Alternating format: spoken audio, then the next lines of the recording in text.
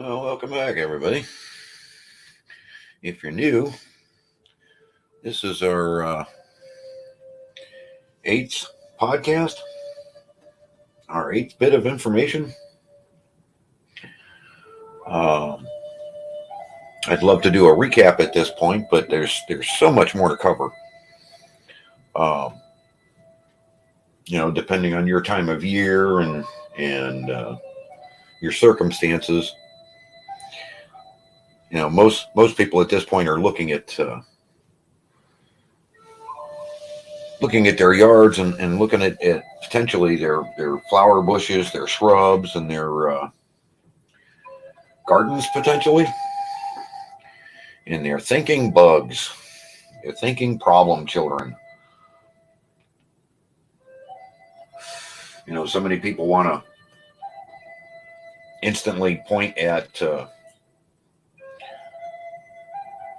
tomato worms and aphids and all sorts of invasive or attacking bugs, and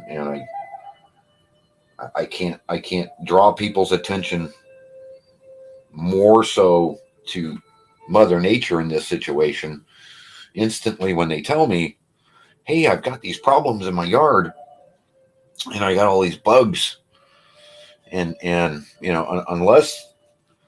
unless they've got cattle or horses or rabbits or something along those lines, most of the time my instantaneous answer is, then there's sick plants in your yard.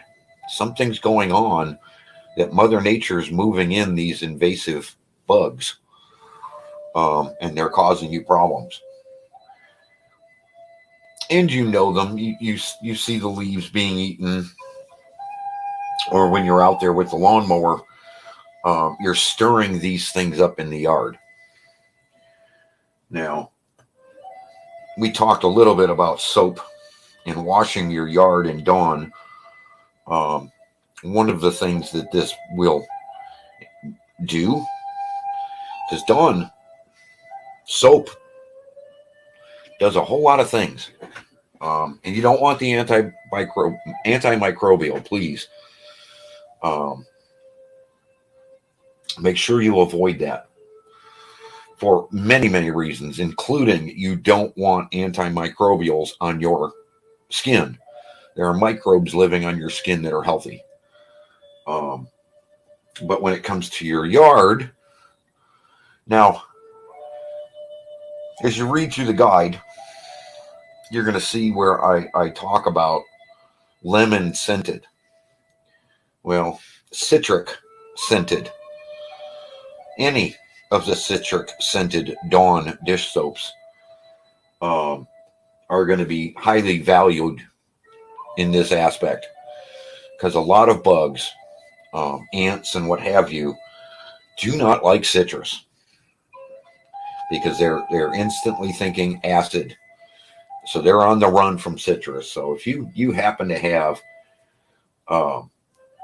ants and termites and things along those lines popping up, and obviously if you're using wood chips, you're going to potentially have termites move in. All right.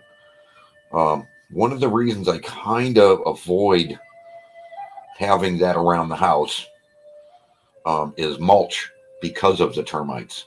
Now, again, I'm not knocking it. There are many benefits to the soil that come from having it. There's also drawbacks. Well, the lemon scented Dawn will deter many, many things. The Dawn itself, once it comes in contact with a lot of these bugs, and you'll notice in a lot of these bugs, they're exoskeletal, meaning that their armor is on the outside and all of their muscles are on the inside. Dawn has a tendency to soften those exoskeletons. So these bugs can't move once they've been saturated with Dawn. And I'm sure you can come up with a whole bunch of creepy crawlies in your mind that that fit that description. So that when these bugs come in contact with this stuff and this stuff gets on their exoskeletons, it turns it to mush, which means, obviously they can't move and they're done for. A lot of birds will come in under those circumstances and help remove those problems for you. Birds in a garden are a benefit in many, many ways. So, you may want to think about having a bird feeder around, or a bat box for that matter, depending on the grow region you live in, to deal with a lot of these pests at night. One of which is like your mosquitoes.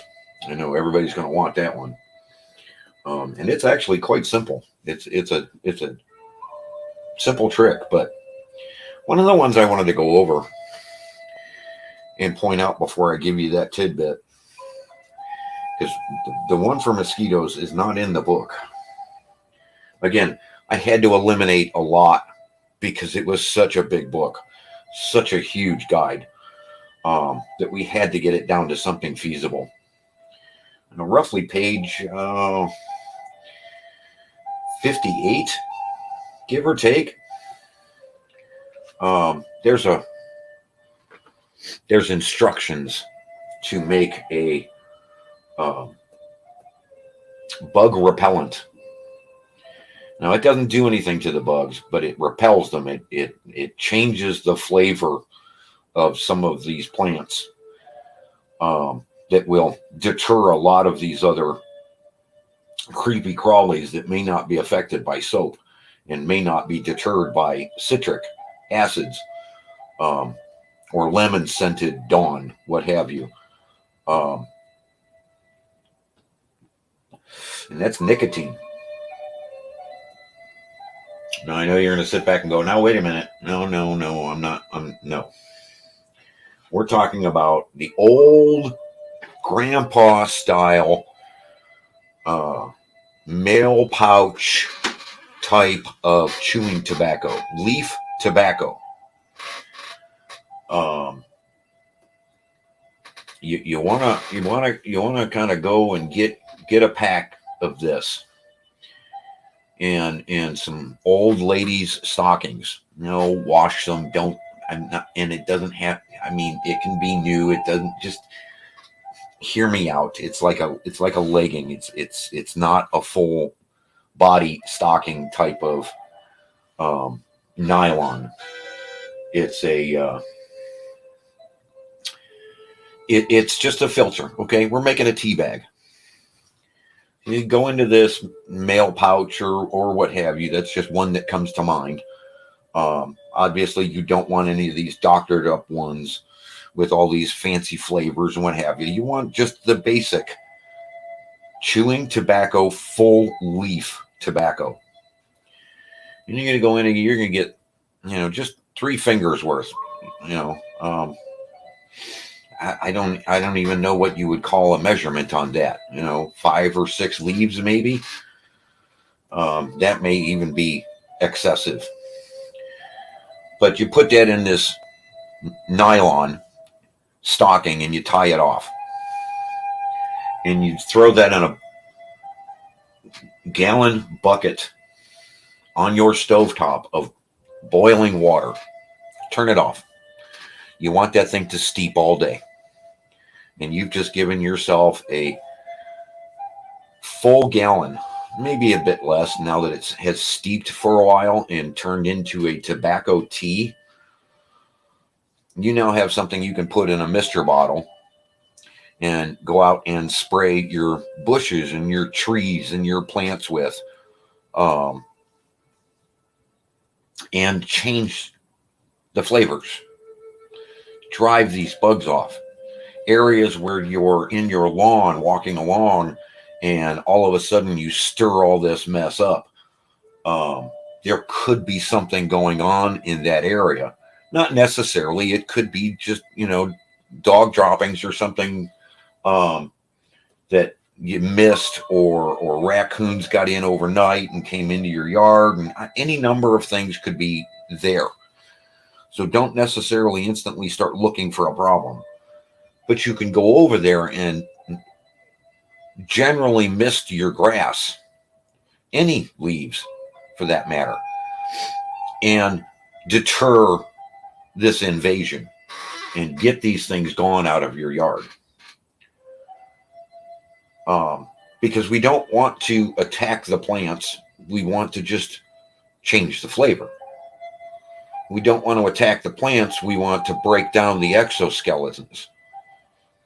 Okay? So like if you see a bug-filled area, and you go over and you foam in the area basically with the Dawn soap, that soap's going to soak into all of those bugs, and they're not going to be able to fly. They're not going to be able to this. They're not going to be able to do that. All sorts of little nasty tricks that can cause these bugs problems.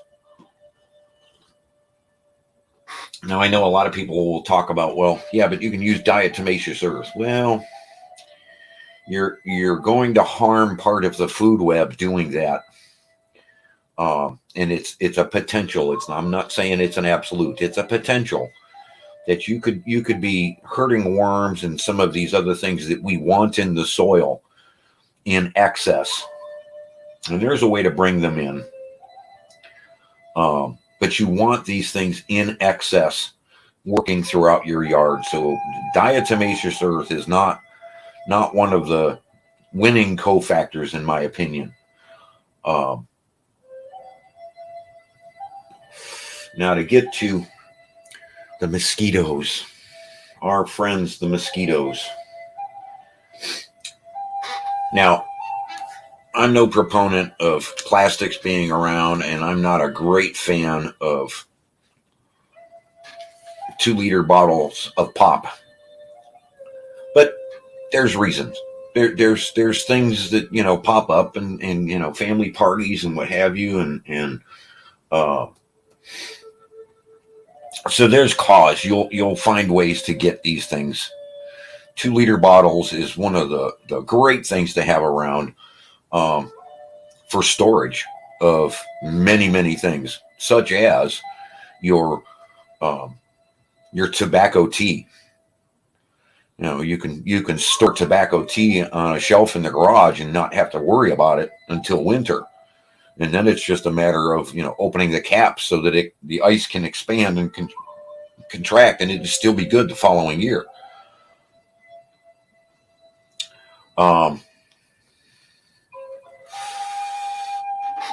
Again, roughly page 58 for reference point.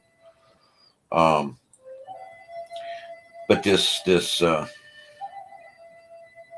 recipe, you take your 2-liter bottle and you cut the top off so that you can flip it over and tape it together with the bottom. So that the pointed end is now inside the bottle without the cap on it. And you put roughly a cup of warm water in there, and a quarter of a cup, maybe not even that much, of brown sugar. Believe it or not, brown sugar. Now, the trick here that causes them to come in, is us exhaling carbon. Okay. So what you want to do is go in with maybe a teaspoon, little less, of baking soda. Now, baking soda's got a lot of uses, and in the original draft of the guide, I listed a bunch of those. But in this situation, for this particular dealing with mosquitoes, you want to put that down there in the water. You don't need to mix. It can sit on top, because as it soaks into the water, it's going to start releasing carbon dioxide. That's an attractant to mosquitoes. They follow that because there's usually a blood driven animal, including ourselves, at the end of that trail. You know how they always seem to find you. You see mosquitoes all over the place, but they always seem to find you when you're sitting out back and there's no smoke or anything to drive them away, no fire to drive them away. They always seem to find you. Well, it's because you're exhaling. Well, baking soda will give you that stream for the mosquitoes to follow, and they'll follow it right back into that trap. They'll pick up on the sweet, which in kind of in an essence, they pick up on our sweat the same way, on our sweat glands the same way. Well, they'll follow that sweet. They'll go in for that water, and they won't be able to come back out because of the way you build this trap, the way you tape this thing together. Now, this thing, it only works maybe 2 weeks, maybe. You know, it's one of those great things to take camping with you, especially if you're going to be camping near water someplace. Lakes are the worst, obviously. If you happen to have a lake, goldfish, throw goldfish in every year. Just to, regardless, whether you're feeding them or not, they'll survive for a pretty long time. I would love to have a lake on my property and filter the different things out, and many again. Maybe the next book. The Green Wizard's Guide only went so far, and a lot of people are not happy with me because it only went so far. But how do you attract people to your guide when the thing is so big and has so much in it that it puts everybody to sleep? Chapter by chapter or what have you. We're just talking about grass here. We're talking about, getting your yard up to speed to go with your flower beds and your gardens and saving your trees and what have you. All of these things, these are your highest priorities instantaneously upon getting on a property. So when we're dealing with these bugs and we're dealing with the bug issues throughout the yard, throughout the year, these things become pretty important. And you start to wonder, are there natural ways to deal with a lot of these bugs? Well, you're going to find that same mosquito trap picks up a whole lot of other little nasties and bugs too. You could do that same kind of mosquito trap with a little bit of Mike's Hard Lemonade, for instance, to pick up flies. You can use a little bit of soda pop in them to pick up, a bunch of other bugs that are after the sweet, after the sugar. Now, I don't like killing off bees. Don't misunderstand. But you get hit with a swarm of the nasty ones. You might want to do something, but I wouldn't necessarily put those things near the garden.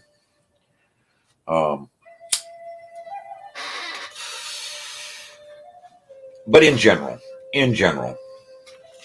what we're talking about is Mother Nature has provided. Mother Nature has given us solutions to a lot of these problems. Things we call problems, and they're not. It's Mother Nature trying to thin the herd. It's Mother Nature trying to deal with, yes, in some cases, an excessive explosion of mycology. You could find that you have things deteriorating in your soil, like an old dead tree from 10 years ago that you didn't even know was there. And all of a sudden, you've got moss in your yard. And you're looking at it going, what in the world? What happened? Well, moss is one of those things that tells you that there's something dying underneath. and something's going away and it's breaking down the way it should, but it can also do exactly the same thing and harm the soil, harm your yard when you're attempting to get solid grass. The push from underneath is far greater because it'll cause a clay condition. Now, Listerine could be your best friend in that situation. A little bit of Listerine on moss will stop the moss, and a little bit of salt on top of that will stop the clay, because it'll still break down. The microbes will still do their work underneath.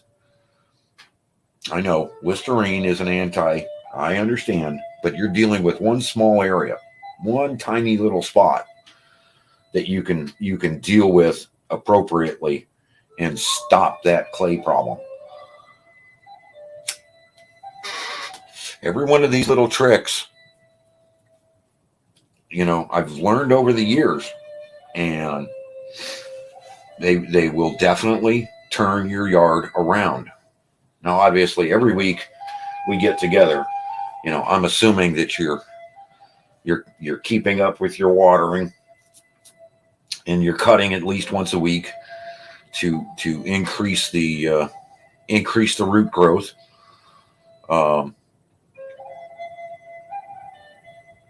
This is all just a work in progress, let's say. And yeah, I could skip some weeks and have nothing for you to do other than cut the grass. If you go a week without any water, obviously, once you've cut the grass, you may want to get out there and water a bit.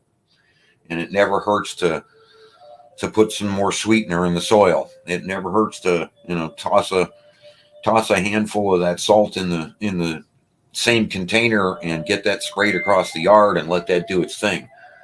There's many wondrous things that can happen throughout when you haven't had rain, you haven't had water.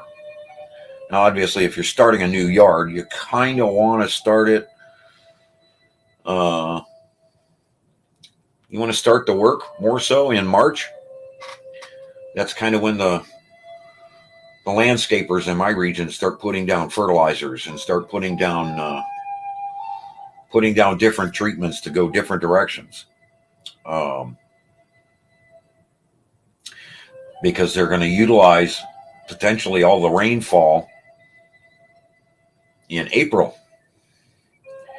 That with that old saying, April showers bring May flowers. Well, you want to utilize Mother Nature as much as you possibly can. Now, when you're putting in a brand new yard